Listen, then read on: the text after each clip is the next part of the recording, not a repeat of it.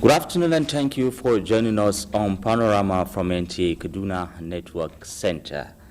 The Nigerian Meteorological Agency NIMET has predicted a heavy rainfall this year that could be accompanied with storms. Even though the rain on site could be delayed, states including Kaduna are expected to have more than 300 milliliters of rain during this season. The state has already begun to experience a heavy rainfall, which is increasing the risk of flooding this year, a situation that aligns with the prediction by the Nigerian Meteorological Agency, which identified Kaduna as one of the states prone to flooding during the rainy season. And welcome to our studios over here in Abuja. It is Panorama. My name is Frama Panyi. We apologize for the sudden switch from Kaduna to Abuja. Now, the second phase of Food Security and Nutrition Project for Katsina, Sokoto and Zamfara State has been launched. It is by the Economic Community of West African States, ECOWAS, in partnership with the United Nations World Food Programme. Musa Baba Aliyu reports that the project will provide food and nutrition assistance and livelihood supports to more than 14,000 individuals over a period of 6 months. Insecurity resulting from the activities of bandits and terrorists has led to hunger and malnutrition in some farming communities in the northern parts of the country. It was estimated that more than 6.3 million people were in need of food stabilization in Katsina, Sokoto and Zamfara due to insecurity in parts of the states. Consequently, the intervention of the Economic Community of West African States, ECOWAS, World Food Programme and the federal government is expected to alleviate the food insecurity challenges in the states. The second phase of the intervention project was launched in Katsina State. ECOWAS Commission that came up with the idea of setting aside $1 million to be given to Nigeria every year so that they will come up with a program. On top of that, we are providing this nutritious food, the corn soya blend, which is a mix of soya and corn and enriched with vitamins and minerals. And that is provided to the pregnant and lactating women and their children under 2. The project will provide food and nutrition assistance and livelihood support to 14,500 individuals over a period of 6 months in Sokoto and Katsina states. I therefore expect a significant improvement in the operation and delivery of humanitarian assistance in Katsina State at the end of the project. On behalf of the Nigerian government, I wish to express profound gratitude to our independent partners, the ECOWAS and World Food Programme, for their continuous support and funding, which has immensely touched the lives of vulnerable persons affected by conflict. Muhammad Nahuchi and Amina were some of the beneficiaries who appreciated the gesture, saying it will go a long way in addressing their food and nutrition challenges. Musa Baba Aliyu, NTA News. Now, a committee to investigate concerns raised by industry stakeholders over the Nigerian Upstream Petroleum Regulatory Commission's recent regulation on domestic crude oil supply obligations, particularly Section 109, has been inaugurated by the federal government. Lydia Sampson has details. The committee, chaired by Permanent Secretary, Ministry of Petroleum Resources, Ambassador Nicholas Ella, was set up in Abuja after a meeting between Minister of State for Petroleum Resources Oil, Henneke Lukobiri, and representatives of the Oil Producers Trade Session and Independent Petroleum Producers Group. Briefing journalists after the closed-door meeting, Lukobiri emphasized that there is no disagreement among industry players, stressing that the goal is to ensure a seamless crude oil supply for domestic refining and boosting Nigeria's energy security and economic growth. What we have resolved, is that there should be a small committee to be headed by the Permanent Secretary that will look at the matter, between Monday and Tuesday, and then report back to me, and then we can inform Nigerians that, look, contrary to whatever opinions people may have, the oil industry is one. We are all committed to ensuring that, we support local refining. We're also committed to ensuring that we create the best environment that's globally competitive to allow, business operations in oil and gas sector to continue. And that is the essence of government. The committee is expected to convene between now and Monday to address concerns and find solutions for steady crude oil supply for local refining, specifically focusing on the implications of Section 109 of the regulation. The implementation of the domestic crude oil supply obligation is provided under Section 1092 of the Petroleum Industry Act 2021. The committee's findings and recommendations will provide a way forward for the industry, addressing challenges posed by the NUPLC regulation with focus on Section 109. In Abuja, Lydia Samson, NTA News. Right, let's now rejoin Umar Ajingi in our Kaduna studios for the continuation of Panorama. For rejoining us in Kaduna. As part of efforts to mitigate fire-related road traffic crashes, the Federal Road Safety Corps has gained additional momentum following the directives issued by the Co-Marshal Shehu Muhammad for the immediate commencement of special intervention patrol against carrying inflammable substances like petroleum products. The directives include massive deployment of patrol operatives on the nation's highway to arrest vehicles carrying such products, with emphasis on emptying the content in the vehicle apprehended by the personnel. The Kano State government has announced new strategies to ensure adequate supply of clean drinking water to rural communities. The Commissioner for Rural and Community Development, Abbas revealed this during a handover of projects to Kano and Jigawa states governments under the Water Improvement and Sanitation Enhancement Project. Awal Salisu has the details.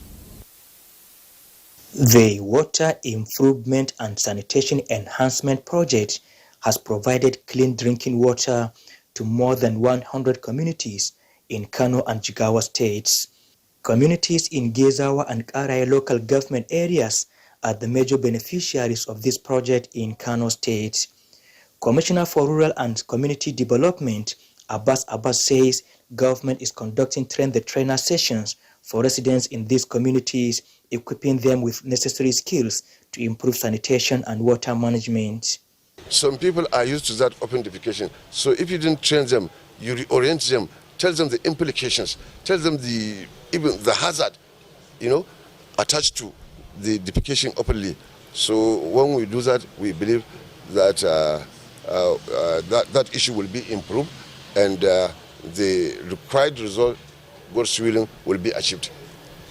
Any questions? This has installed 23 improved and gender-responsive sanitation facilities in 17 public schools and 1 health facility within the 70 rural communities, and has supported over 6,000 households, approximately 60,000 individuals.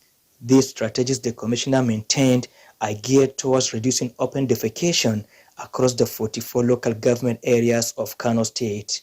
In Kano, Awal Salisu, NTA News. And now we'll go for a short break. Don't go away. Panorama continues after the break.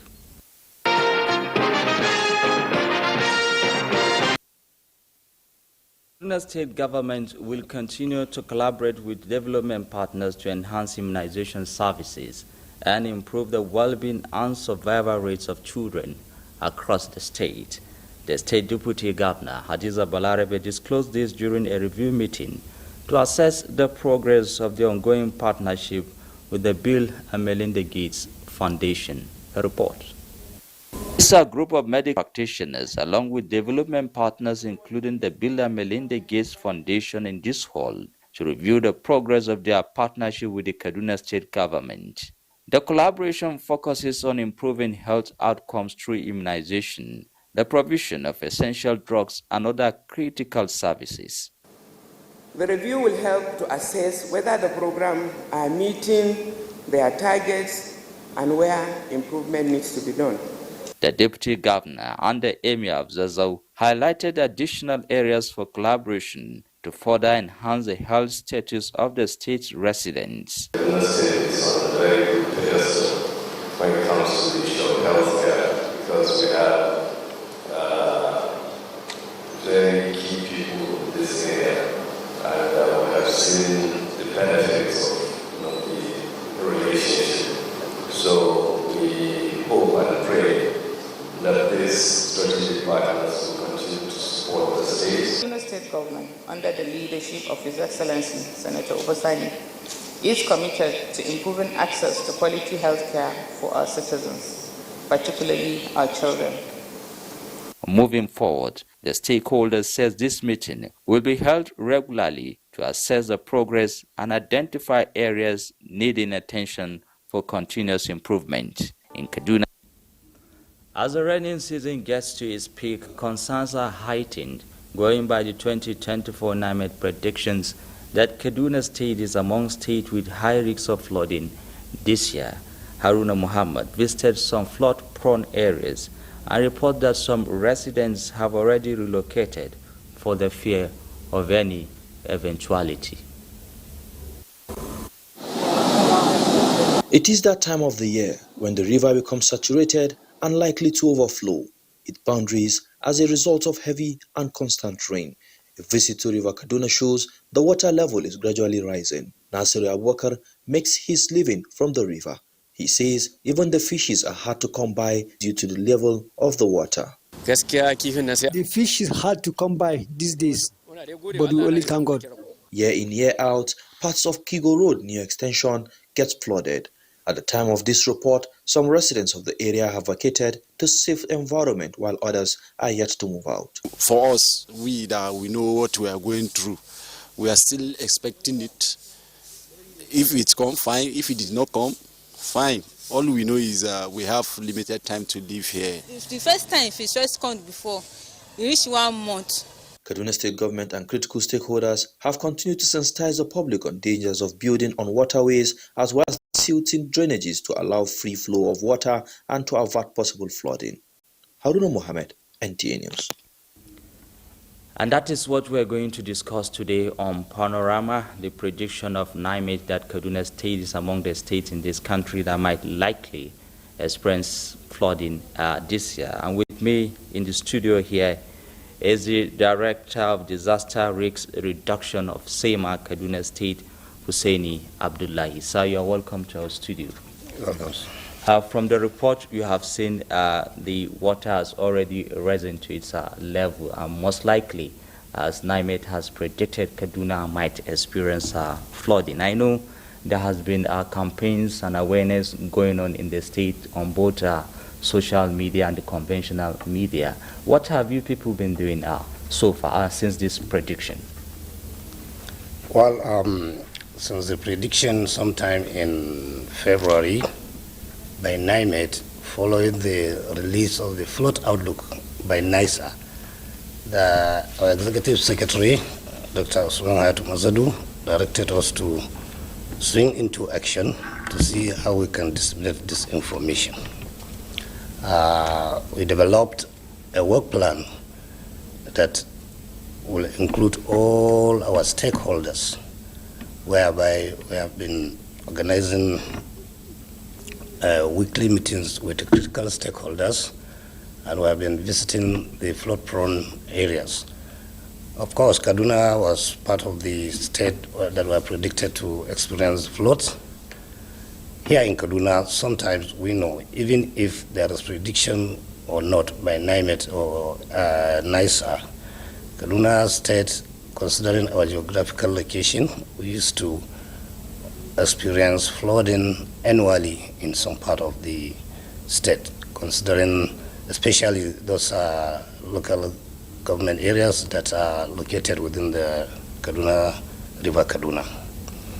So we swung into action by convening series of mitigative meetings with stakeholders, including the traditional rulers and communities leaders.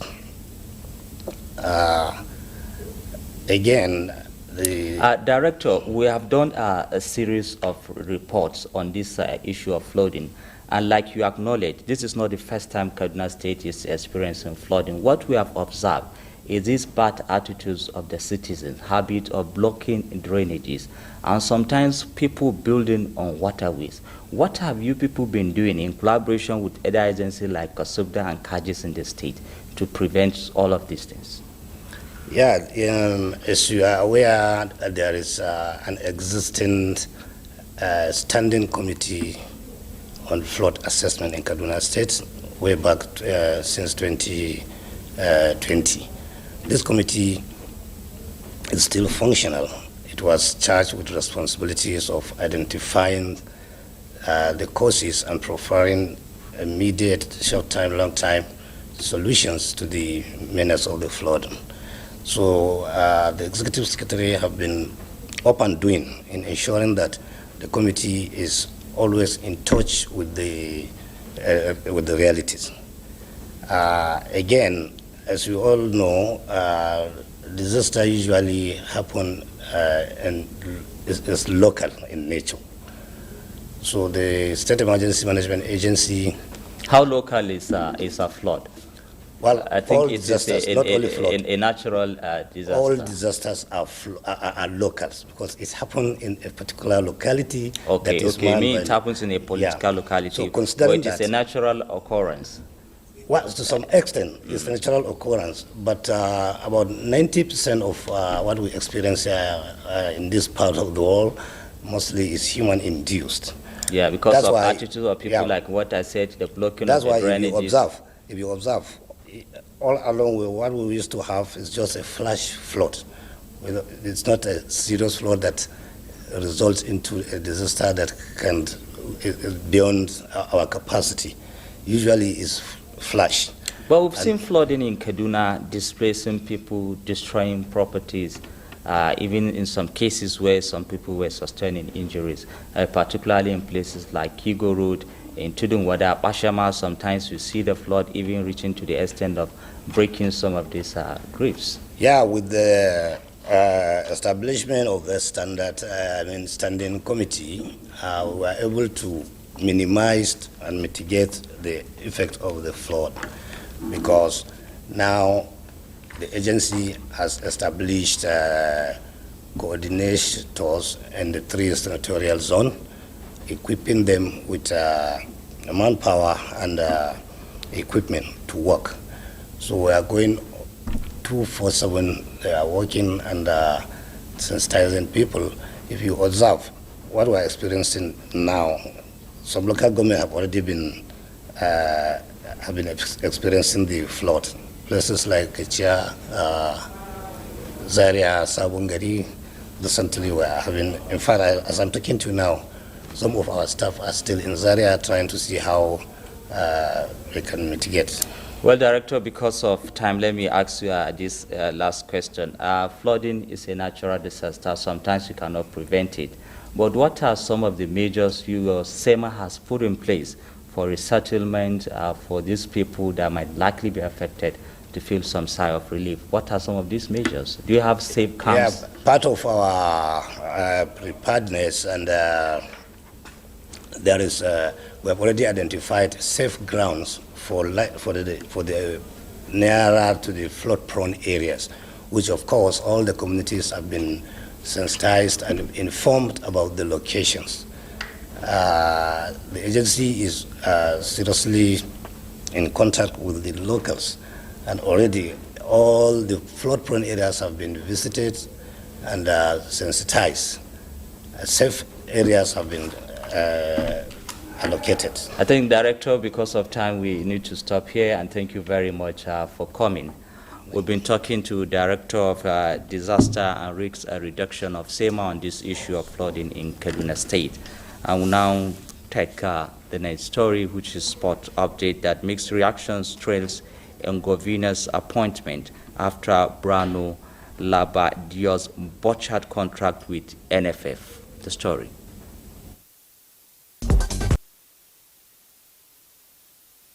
The size of our bulletin on Panorama today from Kaduna Network Center. Thank you very much for watching, and stay blessed.